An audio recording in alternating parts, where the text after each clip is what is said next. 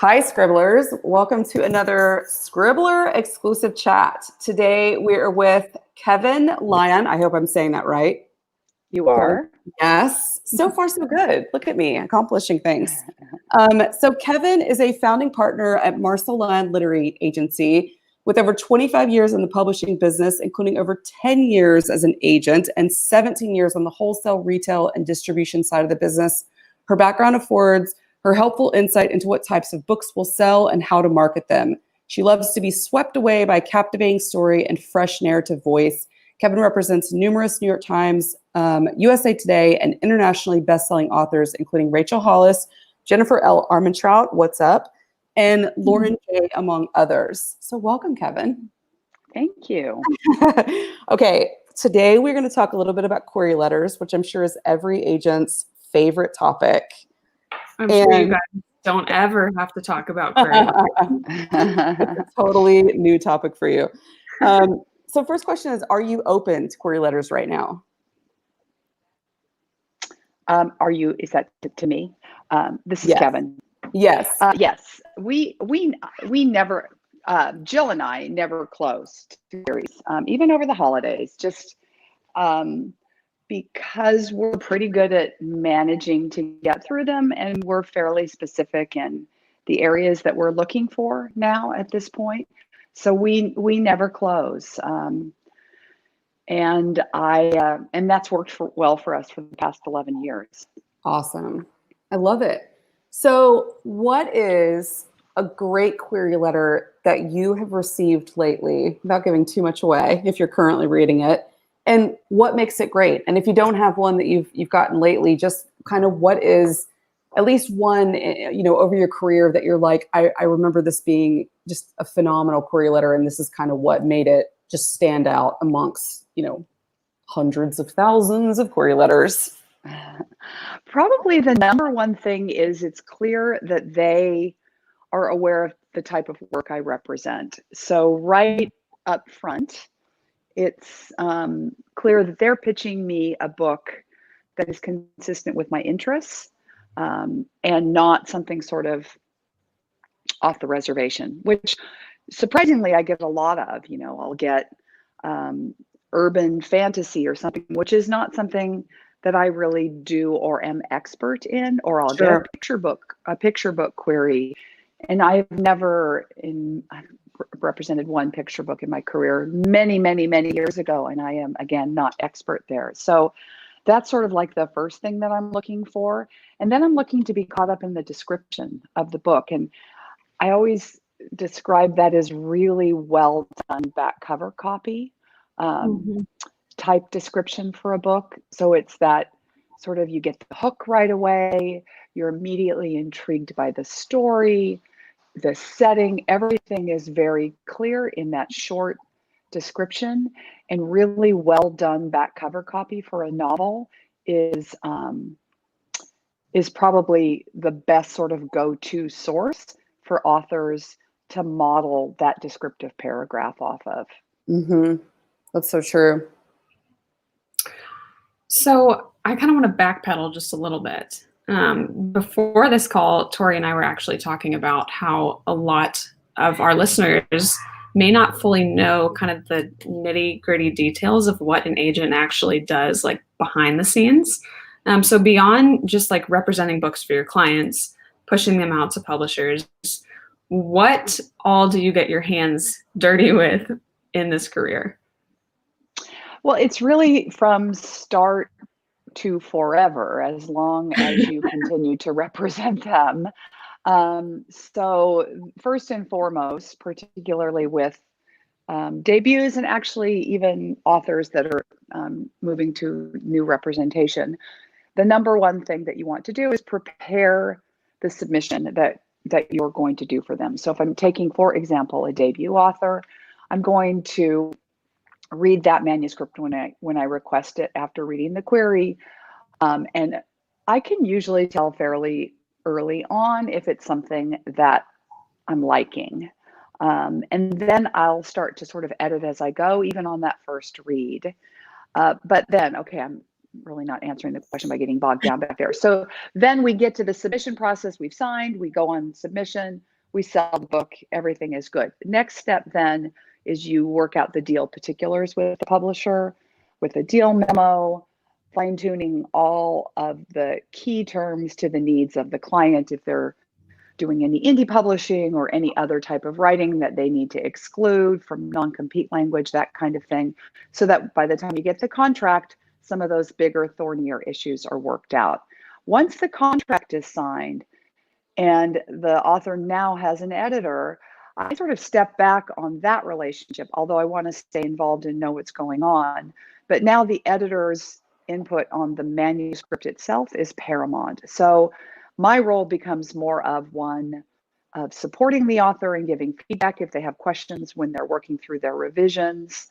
And then once that's all done and the manuscript is headed off to copy edits, we start digging into release-related work, whether it's soliciting reads for possible endorsements from authors writing in a comparable genre. I get very involved in that, and I go out and do the requesting along with the editor for most of my clients.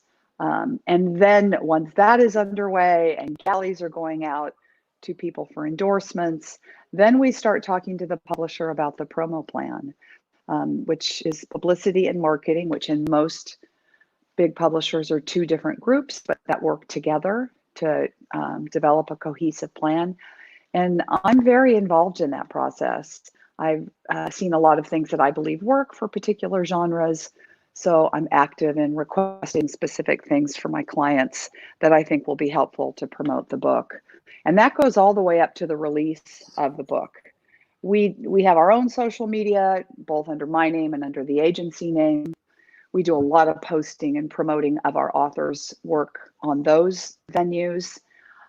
And then we start working with them on what's next. So it never ends, basically. It's kind of a continuous cycle. And either you have a second book contracted or you're working on a proposal to submit it to the editor for next book. So once the other one is well underway in that process, the author is beginning to turn to what's next. And we're part of that process in terms of advising them on a new idea, giving them feedback, or just if you've already contracted for it, I offer to read sample pages if they have questions and want input before they send it off to the editor. And then the process begins again when that book releases. That's great. It sounds like you guys are really there at every step of the process. We really are, because I mean, our success is linked to the author's success. Yeah. So we want the best for the author in terms of the absolute best positioning for strong sales. And so if we can be at least giving input as much as we can along the way and pushing for what we think the book will need, then we, are trying to position the book in as strong a position as possible. Sure. And in a market like we have right now, it's just been crazy trying to figure out new ways to approach the print market, new ways to focus on online advertising versus appearances and that kind of thing. So it's been challenging but fun, because we've done a lot of fun things, like a Zoom joint appearance with I think we had 13 of my authors called Drinks with Dames that we did one weekend afternoon. It was super fun, and we had a lot of people sign up to participate. And anyway, so we do all those kinds of things if we can make it work. Awesome. What's like an example of, not even what's an example, but maybe just in the past, past couple of weeks probably isn't the best example, but back up 3 months, earlier, if you're looking at 1 or 2 weeks of your calendar, what would you say is the thing that takes up the most time? I mean, is it getting through your slush pile? Is it on the phone with authors? Is it working on proposals? Like, what is the thing that you really feel like you're like, if someone took this off my plate, I would have the most available time out of any of the other tasks that I spend time on? Well, what sucks that most of my day is email, unfortunately. Yeah. That I can't hand off, because I I am somewhat email obsessed, and I respond ridiculously fast to my clients in particular. Love it. So I try and get that cleared out. What's always hanging over my head is the reading. Often that has to be done at night or on the weekends, especially if it's a manuscript, or sometimes my afternoon will start to quiet down because I'm on the West Coast. And, half of the rest of the world is moving on to dinner and children and other things. And I'm still here. I suppose the one thing, we're a big agency, but we're really small. We're just a small team. And we manage the back end of our business as well, the accounting. We have a bookkeeper and that kind of thing. But Jill and I are fairly neurotic about paying clients very quickly too. So we manage all of that ourselves. And I suppose if I, in an ideal world, could get rid of one thing, it would be the accounting side of the business. It's not my favorite, but it's sort of like a necessary evil. Yes. Because we're slightly controlling and want to make sure it's done just right and promptly. So we do, if I could give away one thing and completely trust somebody else to do it other than Jill, that would probably be the one thing I would give up.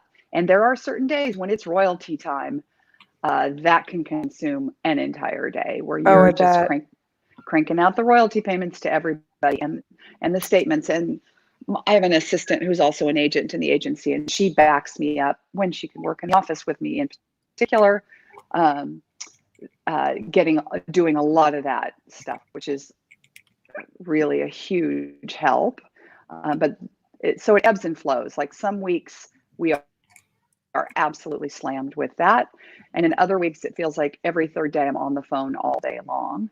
But I would say day in and day out, it's really just the volume of email that's incoming, trying to get payments in around that when it's just normal flow of payments, and then trying to get the reading done.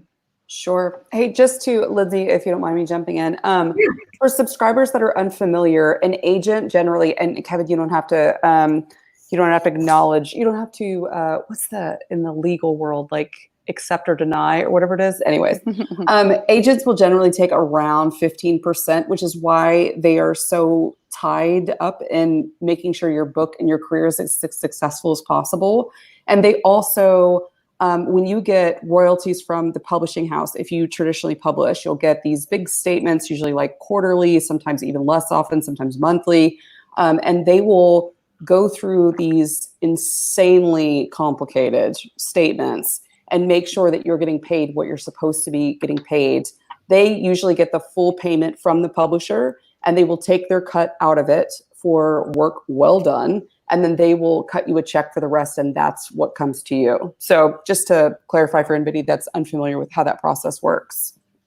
Yes, that all sounds right to me. Awesome.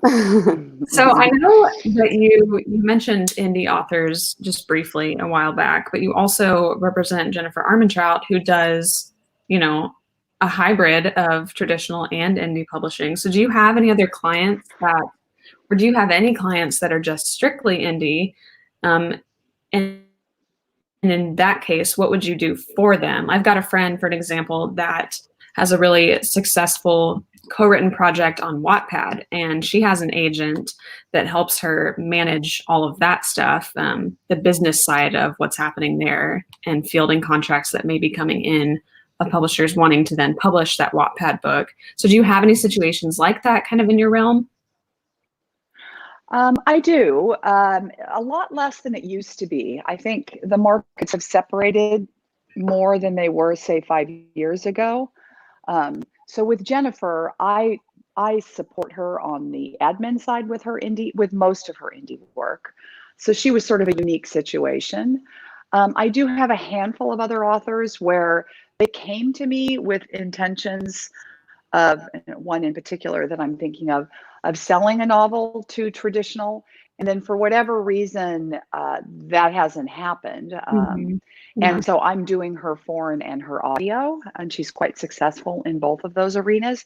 But we don't take clients on for foreign and audio only that are indie authors. It's just, and it's us because our list is so full, I think. But some agencies may do that, may take on just for foreign and audio. But our foreign agent is also very busy, and she would prefer that we not load her up with a large number of indie authors that we don't otherwise have other types of projects for. The market at one time was just so glutted, honestly, that it was really hard for foreign agents to be able to respond and do a great job for indie authors. Mm-hmm. I think that's calmed down a little bit now, but her policy has been happy to work with all of your clients, but don't really want to take someone on for foreign only if you're not representing them to large publishers as well, because she can do better in general for authors that are selling to the big pubs in the US.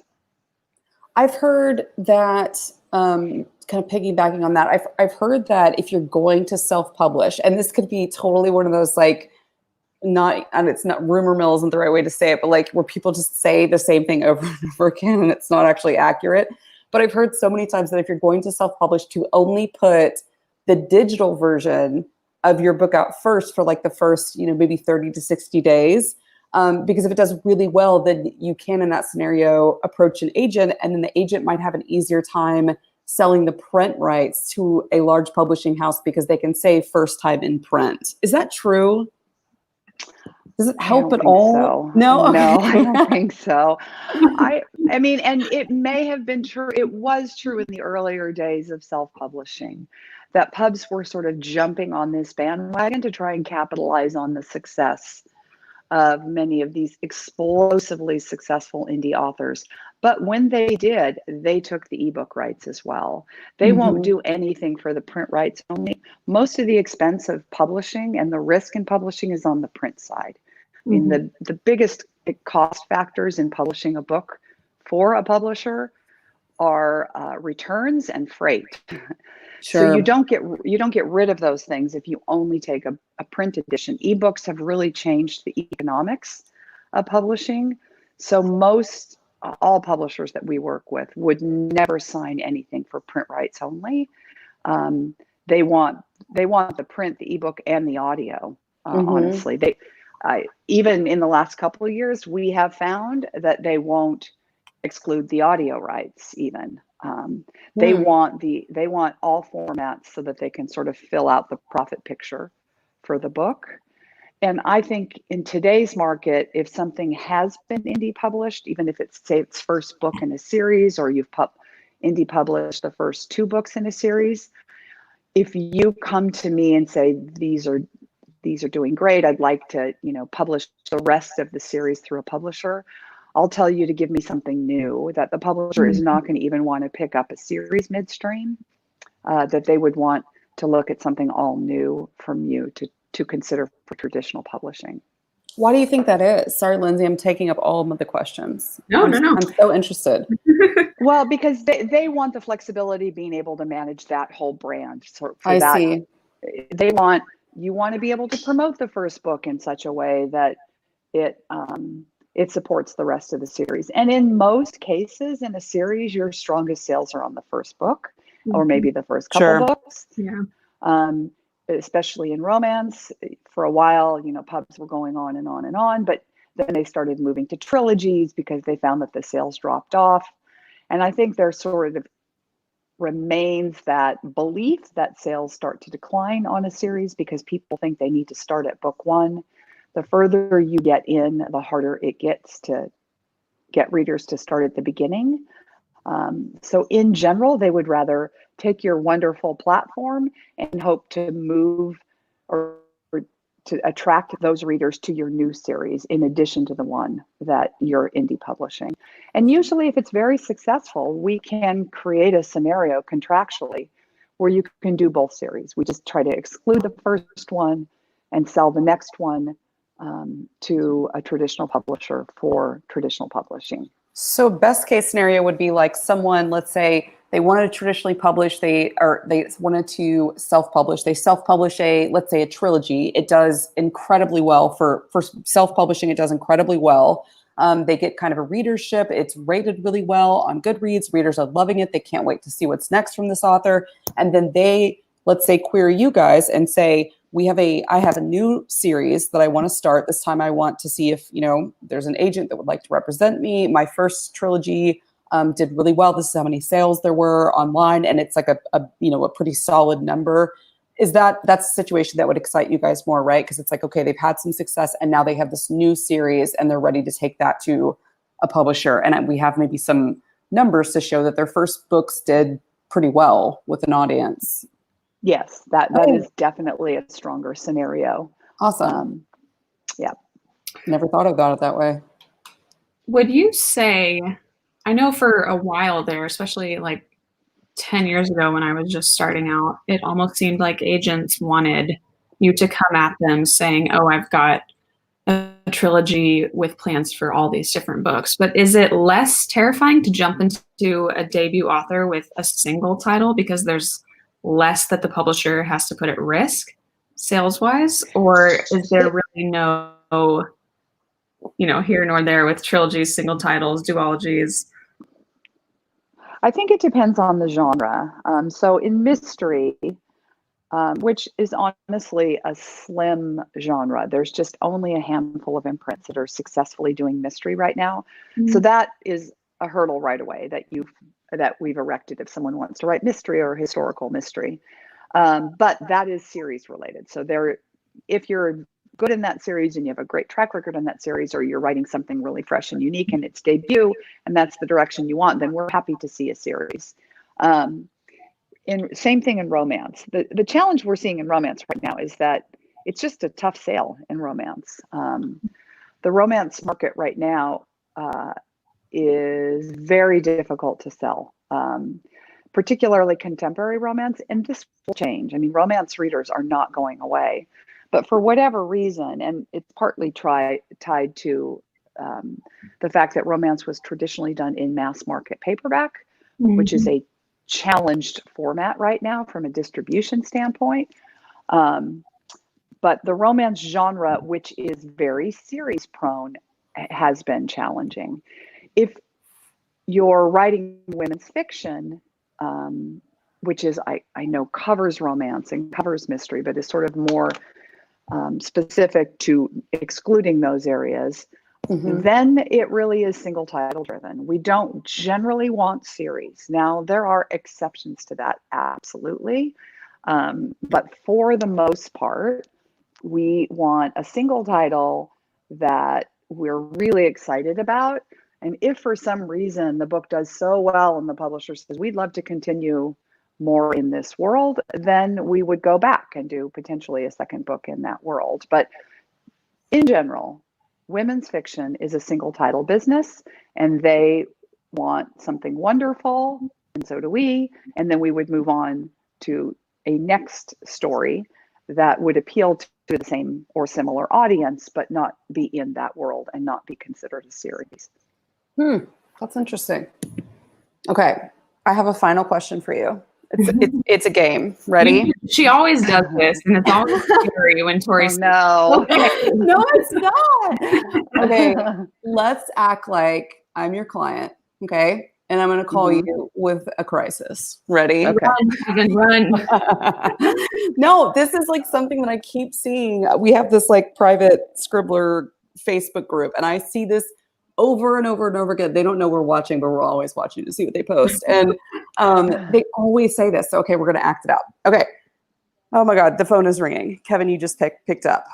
Kevin, are you there? It's your client, Victoria Scott. First, thank you. Am I supposed to read? Yeah, oh, okay. Yeah, I'm listening. Okay. We're totally on the phone. Thank God you're my agent, because I'm freaking out. No, I've started 2 books now. And I got about halfway through them, and I'm just losing steam. And I really want to chase this other idea, because I have this really other idea I'm so excited about, and I'm just burned out on the stories that I'm working on. What should I do? Should I finish the book that I'm working on right now that I talked to you about and told you I was excited about 2 months ago? Or should I start this new shiny project that I'm so confident about? Well, it depends on where we are in the process. So let's assume we haven't sold either of those yet, right? Okay. If we've sold those 2, then you got to finish what we sold. Yeah. Because then we've contracted and the editor is excited about that idea and bought into that idea and that kind of thing. Sure. If we haven't sold them, I'm We going have to not. suggest to you that you turn your attention to the new shiny object Ooh. and then send me pages, because, or give me a blurb on it. I want to make sure you're not going down a path that I'm going to say, oh, no, you know, ghostly paranormal women's fiction set in the future. Don't go there. So I would say, tell me about this new shiny object first. Okay, if I'm really excited about it and I'm like, ooh, yes, then I'll say, go there, send me pages, and make sure it's still talking to you. Because what I find is when a client really gets excited, the book is going to come to them much faster. You know, that's true. Then it'll flow for them, and the result is better. I mean, I give this example. When Jen Armentrout wrote Wait for You, she always says, you know, tells the story. The idea came to her in the shower and she couldn't get it out of her head. And she sat down and literally wrote that book in maybe 2 weeks. It just poured out of her. And that was a #1 New York Times bestselling novel. I mean, she has sold more copies of that one book probably than any other single title. And she's written a bajillion. So it sort of depends. I want to make sure that shiny new idea is something that we both agree we can sell in the market. Mm-hmm. And then if it is, I would say have at it. And then, you know, send me 100 pages or send me 50 pages and let's make sure you're staying on track and that you're still excited about it. Put the other two on the shelf for now. And we can always come back to them if we need to, but, you know, go forth and let the muse take over and see what happens. Because my experience has been that's usually a good path to be on. I love that advice. And Scribblers, if you don't have an agent, you're not signed with anybody right now, or you're just not interested in having representation, you can do that same thing with friends and family. You can stop the project that you're in the middle of, that you're, you know, it's slowing down for you. And you can go and write the first, you know, 2-3 chapters and then give the 2-3 chapters of both projects to some friends, let them read them. And if they're as excited about the new project as you are, I mean, I know they're not agents and they're not working in the publishing world, but they are readers. I mean, definitely find readers to read this, but you know, if they're excited about it and you're excited about it, go for it. So thanks everyone. Lindsay, did you have any closing remarks before I close out? Or are we good? I don't, other than just thanks for joining us during this time. I think I know for me, it's awesome just to be in connection with people in the book world when we are all just stuck at home. So thank you for making connection. My pleasure. No, I agree. It's been very strange times, but hopefully we will all come out of this on the other side stronger, with a stronger publishing world. That I think it's going to take us a little while, but I think we'll get there, hopefully. With a lot of pandemic books publishing in 2022. Yeah, seriously. All right. Thanks, everyone. We will see you guys for next chat. Thank you. Thanks for having me. Bye.